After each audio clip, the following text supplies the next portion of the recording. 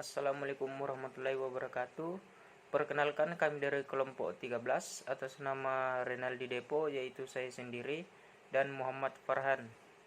Kami akan mempresentasikan materi kami yang berjudul Siswa Berkebutuhan Khusus dan Perilaku Menyimpang.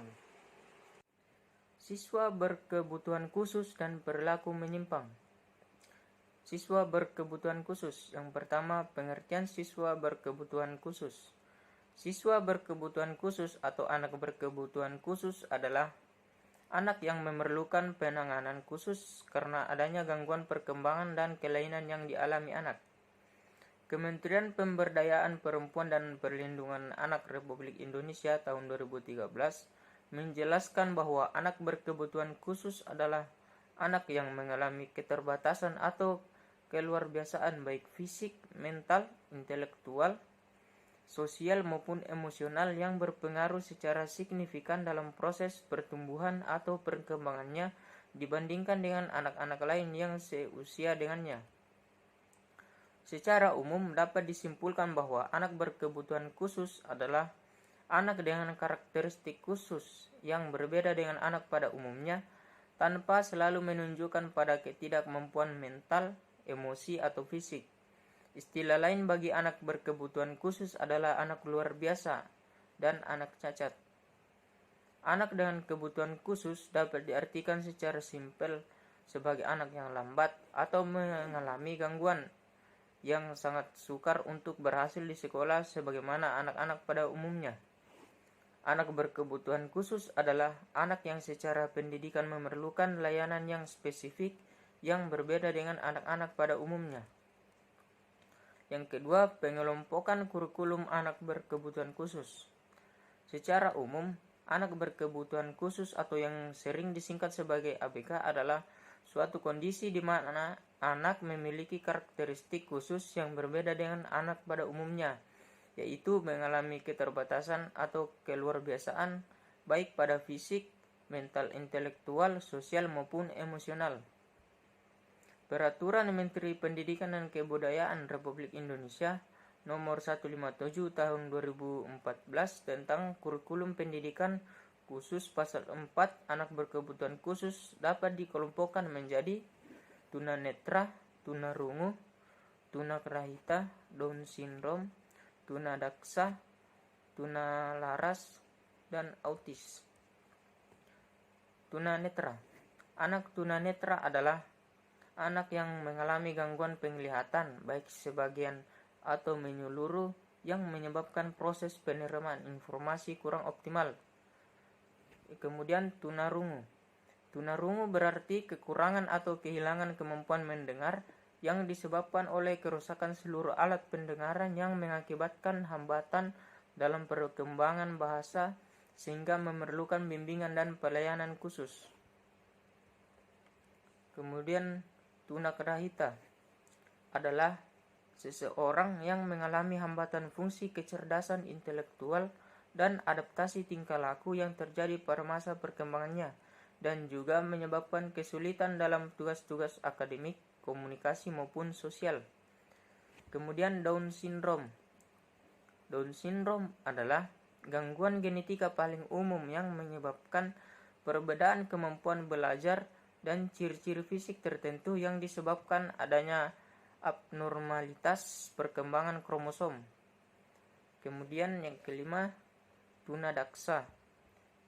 Tunadaksa adalah suatu keadaan yang terganggu atau rusak sebagai akibat dari gangguan bentuk atau hambatan pada otot, sendi, dan tulang dalam fungsinya yang normal. Kemudian tunalaras. Tunalaras adalah individu yang mengalami hambatan dalam mengendalikan emosi dan kontrol sosial. Tunalaras biasanya menunjukkan perilaku menyimpang yang tidak sesuai dengan norma dan aturan yang berlaku di sekitarnya. Kemudian autis. Autis adalah gangguan perkembangan saraf yang kompleks yang gejalanya sudah terlihat sebelum anak berusia 3 tahun. Seseorang yang mengalami autisme memiliki gangguan dan masalah dalam berinteraksi dengan orang lain. Yang ketiga, penyebab anak berkebutuhan khusus. Faktor-faktor penyebab anak menjadi berkebutuhan khusus dilihat dari waktu kejadiannya, dapat dibedakan menjadi 3 klasifikasi, yaitu kejadian sebelum kelahiran, saat kelahiran, atau penyebab yang terjadi setelah lahir. Yang pertama, prenatal, yaitu terjadinya kelainan anak semasa dalam kandungan atau sebelum proses kelahiran.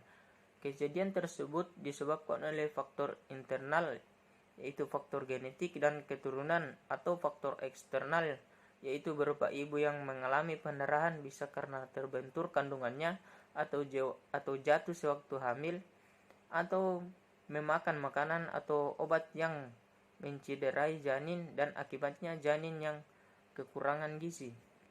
Yang kedua, perinatal, sering juga disebut natal, waktu terjadinya kelainan pada saat proses kelahiran dan menjelang serta sesaat setelah proses kelahiran. Misalnya kelahiran yang sulit, pertolongan yang salah, persalinan yang tidak spontan, lahir prematur, berat badan lahir rendah, infeksi karena ibu mengidap sifilis. Dan yang ketiga, pasca natal, yaitu terjadinya kelainan setelah anak dilahirkan sampai dengan sebelum usia perkembangan selesai, yaitu kurang lebih usia 18 tahun.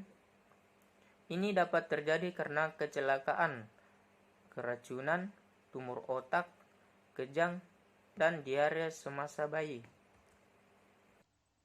Assalamualaikum warahmatullahi wabarakatuh. Perkenalkan, nama saya Muhammad Farhan.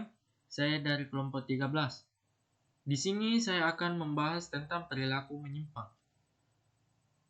Ada beberapa pendapat dari ahli sosiologi yang mengemukakan tentang pengertian dari perilaku menyimpang. Yang pertama yaitu menurut James Vanderzender. Perilaku menyimpang adalah perilaku yang dianggap sebagai hal tercela dan di luar batas-batas toleransi oleh sejumlah besar orang. Yang kedua ya menurut Bruce J. Cohen. Perilaku menyimpang adalah setiap perilaku yang tidak berhasil menyesuaikan diri dengan kelompok masyarakat atau kelompok tertentu dalam masyarakat.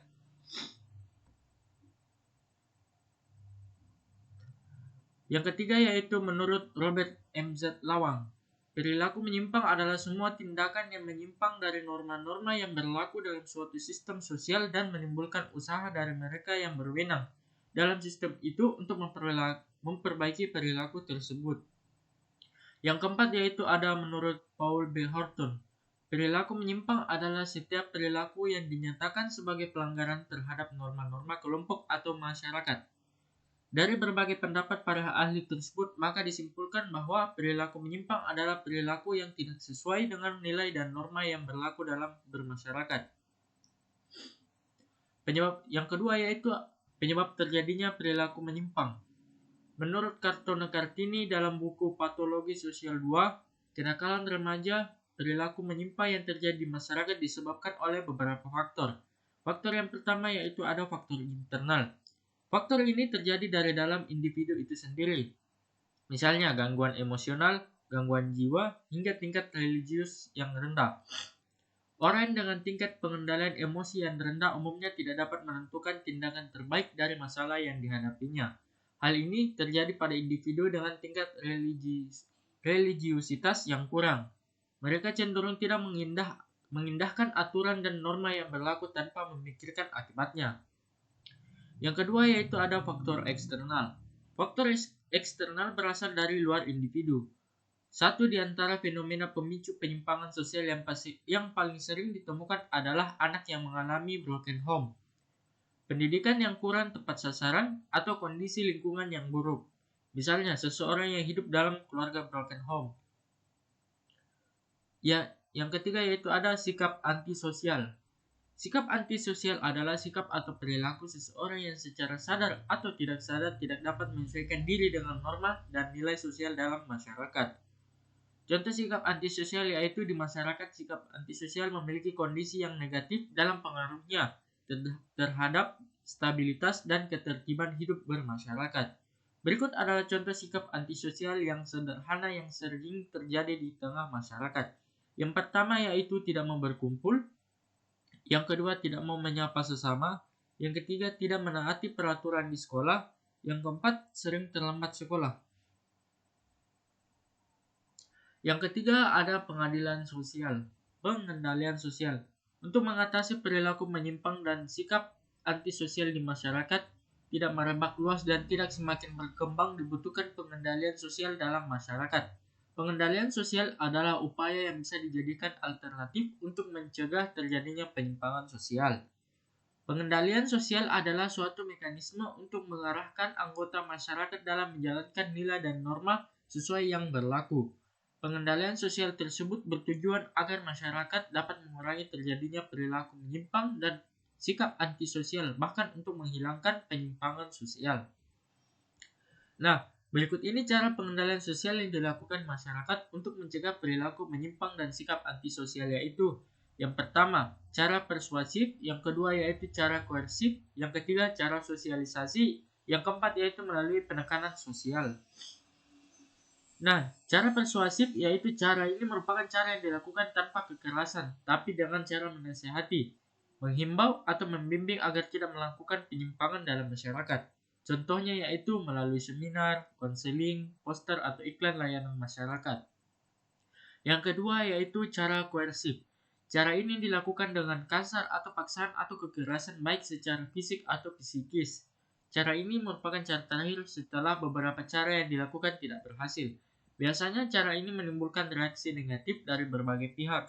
Contohnya yaitu penertiban oleh dinas terkait, razia lalu lintas, dan sidang. Yang ketiga ada yaitu cara sosialisasi. Cara sosialisasi merupakan pengendalian sosial yang dilakukan dengan menciptakan kebiasaan dan menata nilai dan norma sejak dini. Yang keempat yaitu melalui penekanan sosial. Cara ini dipakai untuk mengendalikan tingkah laku anggota masyarakat. Ini dilakukan agar setiap orang berperilaku yang sama di masyarakat. Nah, itulah tadi beberapa penjelasan dari kelompok saya.